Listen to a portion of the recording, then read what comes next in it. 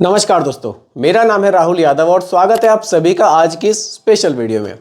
दोस्तों, मैं जो डेली वीडियोस आप लोगों के लिए बनाता हूं, काफ़ी वीडियोस को मेरी आप लोगों के द्वारा पसंद किया जा रहा है। काफ़ी लोग कमेंट्स करते हैं कि सर आप बहुत अच्छी तरह से समझा रहे हैं।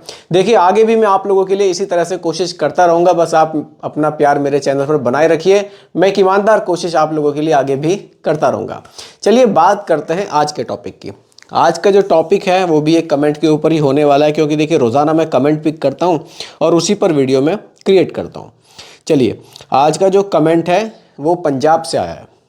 इनका नाम है मलकीत सिंह। इन्होंने कमेंट किया है, ये पराग पारिक फ्लेक्सी कैप फंड के बारे में जानना चाहते हैं और उसमें 1 लाख रुपए इन्वेस्ट ये करना चाहते हैं। तो कैसा रहेगा पराग पारिक फ्लेक्सी कैप, आज की वीडियो में डिटेल में समझेंगे और कोशिश करेंगे कि पराग पारिक फ्लेक्सी कैप के बारे में सारे डाउट्स आप लोगों के क्लियर हो जाएं।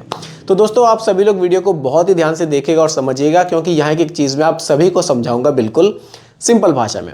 सबसे पहले तो मलकीत सिंह जी का बहुत बहुत स्वागत है हमारे चैनल पर। मैं सभी व्यूअर्स की तरफ से इनका स्वागत करता हूँ। चलिए स्टार्ट करते हैं वीडियो और आज की वीडियो में डिटेल में समझेंगे पराग पारिक फ्लेक्सी कैप फंड के बारे में। आप समझ पाएंगे कि हमें इस फंड में इन्वेस्ट करना चाहिए या नहीं, और ये बाकी की कैटेगरी से फ्लेक्सी कैप कैटेगरी कैसे अलग है। चलिए पहले फंड का नाम ही मैं यहाँ लिख देता हूँ। फंड का नाम है Parag Parikh flexi cap fund, flexi cap. अब देखिए, मेनली म्यूचुअल फंड में अगर आप थोड़ा सा जानकारी म्यूचुअल फंड के बारे में रखते हैं या आप मेरे डेली वीडियोस देखते हैं तो काफ़ी चीज़ें आप लोगों को क्लियर हो जाएंगी। देखिए, म्यूचुअल फंड में मेनली क्या होता है कि 3 कैटेगरीज में आपका पैसा डाइवर्सिफाई किया जाता है। कौन कौन सी कैटेगरी होती हैं, मैं कंपनी वाइज आपको बताता हूँ। देखिए, टोटल 500 कंपनीज में आपका पैसा इन्वेस्ट किया जाना है। बहुत ही ध्यान से समझिएगा। अब देखिए, लार्ज कैप, मिड कैप और स्मॉल कैप, 3 कैटेगरी हमें देखने को मिलती हैं। आप किसी भी कैटेगरी में इन्वेस्ट कर लीजिए, पैसा आपका 3 जगह डाइवर्सिफाई किया जाना है। लार्ज कैप में इंडिया की टॉप 100 कंपनीज आ जाएंगी। मिड कैप में 101 से लेकर 250 रैंक तक की कंपनी, और स्मॉल कैप में 251 से लेकर 500 रैंक तक की कंपनीज आ जाएंगी। तो यहाँ डाइवर्सिफिकेशन कुछ इस तरह से किया जाता है। तो यहाँ आपको large cap, mid cap, small cap, multi cap, flexi cap, काफ़ी सारे कैटेगरीज देखने को मिलती हैं, लेकिन पैसा आपका टोटल 500 कंपनीज में ही इन्वेस्ट होना है। बस डाइवर्सिफिकेशन का फर्क आना है। अगर आप लार्ज कैप में इन्वेस्ट कर रहे हैं तो लार्ज कैप कंपनीज में आपका पैसा बढ़ जाएगा, मिड कैप और स्मॉल कैप में घट जाएगा। स्मॉल कैप में कर रहे हैं तो स्मॉल कैप में आपके पैसे का लोकेशन बढ़ जाएगा और मिड कैप और लार्ज कैप में घट जाएगा। तो कुछ इस तरह से म्यूचुअल फंड यहाँ पूरे एक वर्क करता है। चलिए, इतना आपको क्लियर हुआ होगा। हम आज की वीडियो में बात कर रहे हैं फ्लेक्सी कैप फंड के बारे में। अब फ्लेक्सी कैप फंड क्या होता है, इसका थोड़ा सा बेसिक हम लोग समझते हैं। देखिए, फ्लेक्सी कैप फंड में फंड मैनेजर को एक फ्लेक्सिबिलिटी दी जाती है कि वो हमारे पैसे का लोकेशन चाहे तो लार्ज कैप में कितना भी रख लें, मिड कैप में कितना रख लें और स्मॉल कैप में कितना रख लें। मतलब वो मार्केट कंडीशन को देखते हुए हमारे पैसे का लोकेशन किसी भी फंड में कम या ज़्यादा कर सकते हैं अपनी मर्जी से। बाकी अगर आप कंपैरिजन के लिए मान लीजिए आप लार्ज कैप में इन्वेस्ट कर रहे हैं, तो लार्ज कैप में एक नियम होता है सेबी का कि आपको मिनिमम 80% पैसा, क्योंकि लार्ज कैप फंड है तो लार्ज कैप में रखना ही है, बाकी का 20% आप मिड कैप, स्मॉल कैप में रख सकते हैं। लेकिन यहाँ फंड मैनेजर को फ्लेक्सिबिलिटी है कि वो लार्ज कैप में चाहे 50 रख ले, चाहे 70 रख ले, चाहे 80 रख ले, चाहे 25 रख ले। ये फ्लेक्सिबिलिटी फंड मैनेजर को यहाँ दी जाती है। तो एक बेसिक अगर आप समझेंगे तो फ्लेक्सी कैप कैटेगरी में फ्लेक्सिबिलिटी फंड मैनेजर को दी जाती है। इसके अच्छे बेनिफिट्स हमें देखने को मिलते हैं, क्योंकि देखिए मार्केट कंडीशन आगे आने वाले समय में क्या होने वाली है किसी को नहीं पता।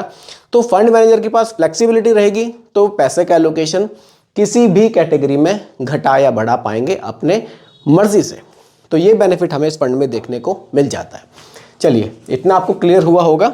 आगे बढ़ते हैं और फंड को डिटेल में समझने की कोशिश करते हैं। चलिए देखिए, सबसे पहले देखेंगे फंड साइज कि कितना पैसा लोगों ने इस फंड में इन्वेस्ट किया है। वो किया है 55,034 करोड़ रुपए। इतना बड़ा फंड साइज देखने को मिलता है, इतना पैसा लोग इस फंड में इन्वेस्ट कर चुके हैं। और अभी भी कुछ लोग कमेंट करते हैं कि सर म्यूचुअल फंड कंपनीज भाग तो नहीं जाएंगी हमारा पैसा लेके।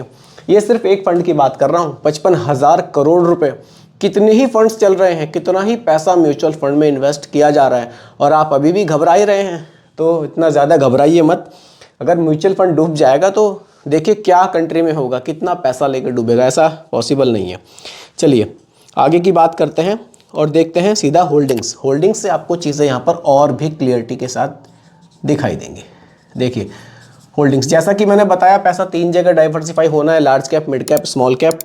वो देख लेते हैं मार्केट कैप के हिसाब से किस तरह पैसे का डाइवर्सिफिकेशन यहाँ पर किया गया है, लार्ज में, मिड में और स्मॉल में। लार्ज कैप में रखा गया है 71.68%। लार्ज कैप यानी कि इंडिया की टॉप 100 कंपनीज, यहाँ आपका पैसा ज़्यादा रखा गया है, रिस्क को यहाँ पर मिनिमाइज करने की कोशिश की गई है, जो कि लॉन्ग टर्म के लिए हमारे लिए फ़ायदेमंद साबित हो सकती है। मिड कैप में 6.9% और स्मॉल कैप में रखा गया है 8.27%। और यहाँ पर साथ ही साथ डेट में भी 13% पैसा हमारा रखा गया है। तो काफ़ी बढ़िया तरीके से यहाँ पर फंड को जो है बनाया गया है, पोर्टफोलियो को हमारे बनाया गया है, ताकि रिस्क को हमारे मिनिमाइज़ किया जा सके और हमारे प्रॉफिट को थोड़ा सा, यानी कि रिटर्न्स को हमारे यहाँ पर बढ़ाया जा सके। तो काफ़ी बढ़िया तरह से डाइवर्सिफिकेशन पैसे का देखने में यहाँ पर हमें दिखाई देता है, क्योंकि लार्ज कैप में एलोकेशन बढ़ाने का मतलब यही है कि रिस्क को यहाँ कम करने की कोशिश की गई है। अच्छी बात है, लॉन्ग टर्म के लिए आप इन्वेस्ट करेंगे, आप बहुत ज़्यादा रिस्क में भी पैसे को नहीं डाल रहे हैं। लेकिन देखिए अभी की कंडीशन है, आने वाले समय में अगर फंड मैनेजर को लगेगा कि स्मॉल कैप में एलोकेशन बढ़ा देना चाहिए तो वो यहाँ बढ़ा देंगे और यहाँ थोड़ा सा कम कर देंगे। आइए रिटर्न्स की बात करते हैं।